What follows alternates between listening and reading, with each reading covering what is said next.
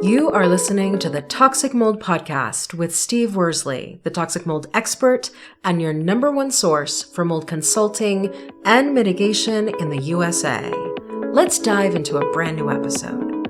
Before we get started on this episode, here's a not so short disclaimer.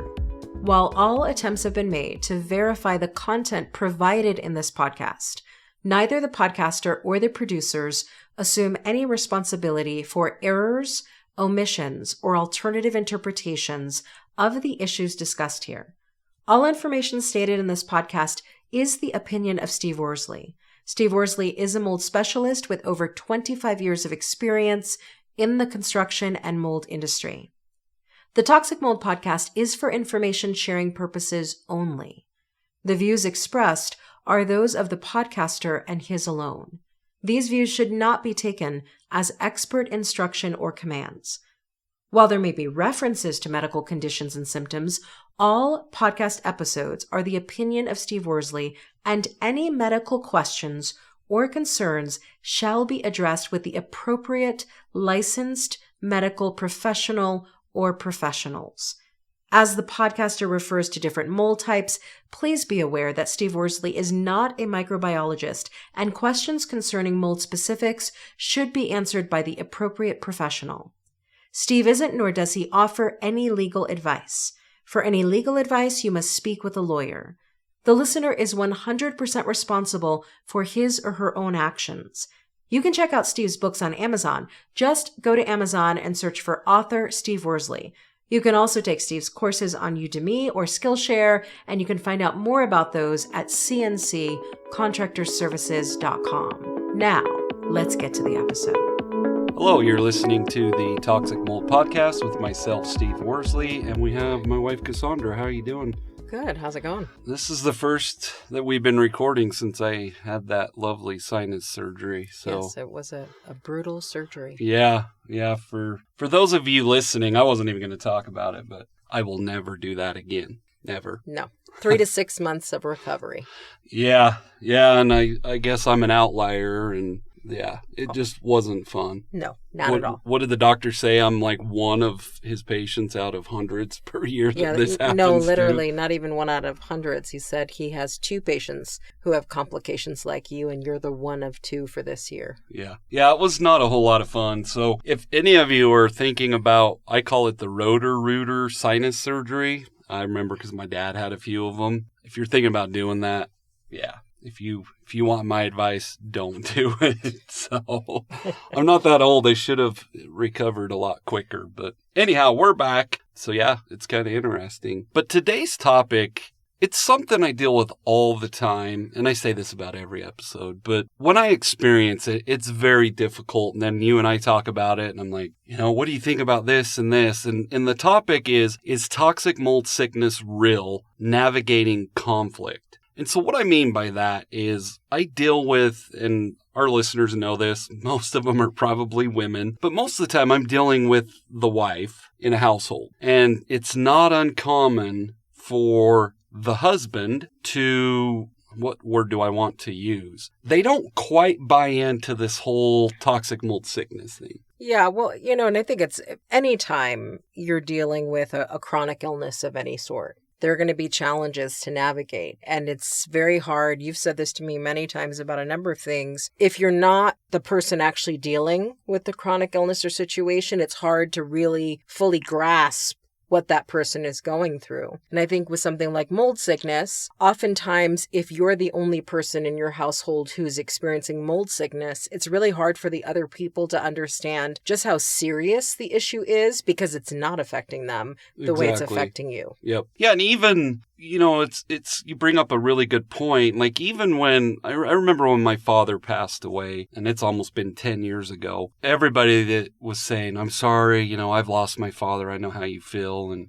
at first I was kind of like, oh, that's great. And as time has gone on, I've learned myself, like we all deal with things differently. And, for me to say, your father's still alive. But for me to say to you when your father passes away, I know what you're going through, is kind of not genuine, I don't think. And I don't mean it in a I'm not being genuine point of view, but you just never know what other people are going through. Some people with mold sickness, it's debilitating. Like, I hear from my clients all the time, like, I couldn't get out of bed. We had Dr. Diane, and when she was on the podcast, she was talking about how she couldn't even get herself off the toilet sometimes. And so I guess my point is even those, especially a lot of our listeners that have gone through this mold sickness and dealt with it, even they don't understand and go through what another one of my clients has gone through. Does that make sense? That does make sense. But it makes it so much more difficult, and I deal with it all the time, and it's really hard to navigate from my perspective because, I'm the professional, I'm the IEP, whatever you want to call it. And I, a lot of times, have a client that legitimately, they have done the medical testing. We've done EMA testing, air testing. We can prove from a scientific point of view that they're legitimately sick. The mold numbers in their blood or urine, whatever the medical side testing they're doing, it's showing it there. We see it from the environmental side, but then you have the husband or brother or mother or father that just doesn't buy into it. And so I wanted to do an episode about this because we're actually going to do a few episodes that are geared more towards, like coaching, stress, things like that. And I think it's an episode that can really help.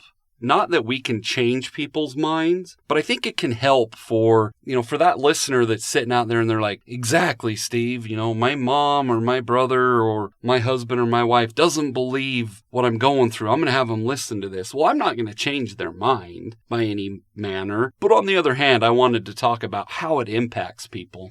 I also think it's important to come at this from a coaching perspective. We're going to write a book together coming up on mold and coaching. And I am a coach by profession, and I coach a lot of coaches. And I know you had Heather on episode 261, and she specializes in health coaching when it comes to mold. And as a coach, I think what's challenging about mold sickness is, on the one hand, you have a person who never saw this coming, who's really, really sick, while they're also having to still manage their normal life and their family, while also having to fight several battles with the doctor to say, hey, this is real, with whoever's their mold mitigation contractor to make sure the job got done well. And sometimes, as we're talking about in this episode, with the people in their own house who's supposed to be the most supportive of them. So I think what's tricky is that conflict on multiple fronts is hard enough to battle when you're well. Right. Conflict on multiple fronts when even in your own house you don't feel supported is a much bigger thing. Yeah. And I think what's really frustrating and I'm just going to say the naysayers, because every situation's different. Sometimes I can clearly tell I'm dealing with a spouse or family member in the house that at the end of the day, they're just upset that they're having to spend money on this. Mm-hmm. You can tell the conflicts that people are having, and I get kind of stuck in the middle. And a lot of times, another situation I deal with quite often is, do we have to move? Which is a very legitimate question. And my answer's the same all the time. Like, if you think that, moving fixes the problem, it might if it's only a mold issue in your home. But if you and your spouse or whoever the other person in the home are butting heads on if it's a money issue, well, at the end of the day, that's a totally separate issue. But going back to the house, like, you could move, and this is what I tell my clients, you can move into a brand new home. I've had clients, and I have a client right now that is building a brand new home that they literally had to put on hold for 3 months because of a mold issue. Brand new. Don't even have carpet in there. My answer to that question is, just moving's not going to fix it. And you bring something up all the time about habits. Mm-hmm. And I guess my whole point is, sometimes there's a conflict that's going on that's a little bit deeper than just the mold issue. And a lot of times, and this is what I always talk to you about, I'm like, I don't know what to say. And, you'll ask me questions. And at the end of the day, you end up saying, yeah, I don't think that's the problem as far as the mold. I think it's more of a money issue. And so it's just interesting to see, how different things evolve. And at the end of the day, yeah, there's a mold issue, but a lot of times there's an undercurrent of other issues going on. Absolutely. And I think some of the key things about the conflicts is people want to try to, I don't want to call it gaslighting, but I think there are instances where we have heard many different types of professionals say mold has been in existence for centuries. Right. Like, and back in the day, hundreds of years ago, people were exposed to mold and all kinds of, in Europe and the slums and living, they were exposed to mold all the time and they didn't get mold sickness. And mold is really not the big deal that people today are making it out to be. And I think there are a couple of things that are really important for navigating conflict. You always want to have an understanding of your experience of something like mold illness, but at the same time, you also want to have a team of people around you who actually are advocating for your wellness. And the hard part of the conflict is you also have to radically accept that sometimes the people on your team supporting you don't include the people in your home who you think should be on the team. Exactly. But yeah, you're correct. Like, it reminds me of a book you wrote, just for all our listeners that don't know. Cassandra has written, 35 books. She's a coach, very highly educated, so she's way smarter than I'll ever dream of. But you wrote a book that what you were just explaining, it was something like the haters aren't who you think they are. Yeah. So what do you do when you have family who don't clap when you win? Yeah. And I think sometimes we expect that when something hits us like mold sickness, we expect that the people living in our home has our back and they're in our corner. And oftentimes, especially as the amount of money you're spending to try to get well increases drastically, like you're not just spending $2,000 now and trying to heal from mold sickness, you're spending $50,000, $80,000, $100,000 between all of the healing techniques, the doctors, the procedures, the roto-rooter surgeries, like you're doing all the oxygen chamber, ozone, like you're doing everything to try to heal and they see you not healing. Sometimes it's really hard to accept that there's going to be some resentment that comes into play. There's going to be some conflict. There's going to be some resistance on their part because they aren't sick. Right. And they're living in the same home with you. Or in the case where, you've had clients who want to buy new homes or different homes or who actually do that. And home to home, it's like the mold follows them. And so the person in the home who's not sick is looking at the person who made them move for the third time into the second new home, newly constructed home. And they're like, well, how much money and how much moving do we need to do before you accept that this is you and this is not mold? But there is a level to which when you're dealing with mold sickness, it's like, do you have to fight a battle in your own home? And that's where I think coaches like Heather become super important to have on your team because you need advocates, even if it's not the people you think should be your advocates. Yeah, and it's very interesting. You mentioned that we're going to write that book together. I didn't realize until, my clientele started getting larger and larger group of people, how much a lot of my clients need an advocate. And it kind of, to me, is more coaching. And when we talk about, like, we don't talk about every client of mine, but when I talk to you about, like, this person's really concerned, but then this person, all I'm hearing is they're sick and tired of spending money on it. It's a tug of war. And a lot of times I get caught in the middle of it. And I just saw it the other day on Facebook, like, is there any literature out there so that I can convince my husband that these mycotoxins and this mold sickness is real? And I read that and I'm like, well, I'm not going to change people's minds. Now, with my clients, a lot of times what I do deal with is the person that's not fully behind this will start asking me questions and they think they're going to back me into a corner. And once again, it's interesting because I can sense that. I'm like, okay, like what you're trying to do is to get me to not be able to answer questions so that you can say, see, it's not real. And I sense that and I'm like,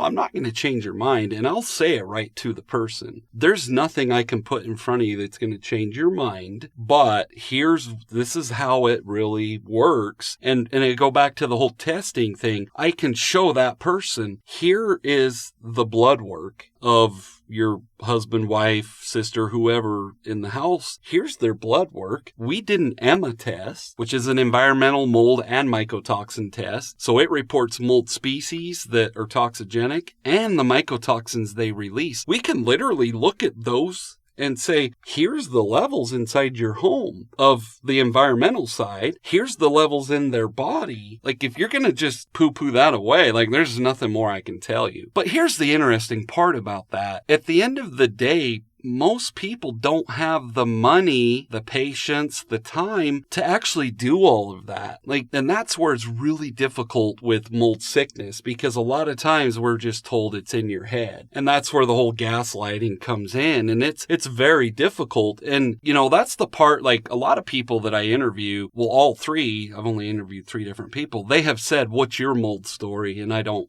have one. No, I mean, I don't think you could do your line of work if you were mold sensitive. Yep. And I think, you know, when we talk about this idea of how do you navigate when you're not believed? I mean, that's really, and the conflicts that come up, especially when you're not believed by the people who live with you or the people closest to you. That could be a spouse, that could be an adult child, if you know what I mean, that could be a parent, that could be a sibling who's saying, you're just making all of this stuff up. And I think it really starts in terms of resolving the conflict with radically accepting what is. Meaning, we always say, I'm not going to argue perception with you. So I think if you realize that you've had several conversations with somebody who lives in your home or somebody close to you, and they have indicated, I don't believe this is a real issue. I think there must be something else wrong. I think you're having us do all this kind of stuff and you aren't getting any better. And I don't think mold is what it is. The first step for you to manage the conflict is to stop arguing with them about your experience. Right. Stop arguing perceptions, because you're not going, as you said, you're not going to convince them and they're not going to convince you. Yeah. So step number 1 has to be, you have to stop using energy in ways that's not going to produce the desired result. Yeah, it's one of the most common things I hear when there's that kind of conflict in the home. And sometimes it's with the person. The conflict is typically money. Mm-hmm. And at the end of the day, it's like, well, I'm not sure what to tell you. And it happens quite often for me. Like, well, you just want to exaggerate this so that, you have a business. It's not, we do mold remediation.